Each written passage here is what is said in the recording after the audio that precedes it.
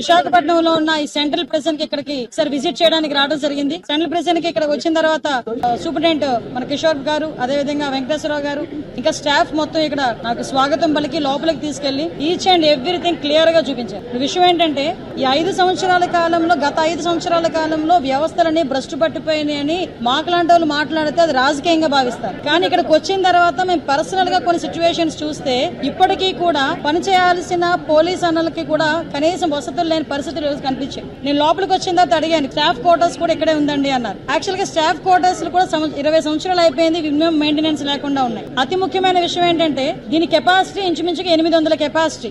లోపల ప్రిజన్స్ లో ఉన్న ఖైదీలు ఎవరైతే ఉన్నారో వాళ్ళు 800 మంది వరకు ఉండొచ్చు. కానీ పెరిగిన నేరాల దృష్ట్యా అనుకోవాలో లేకపోతే వాట్ ఎవర్ ఇట్ మేబీ ఏం జరిగినా 2000 మందికి పైగా ఈ రోజు జైల్లోని అక్కడ ఉండడం పరిస్థితి.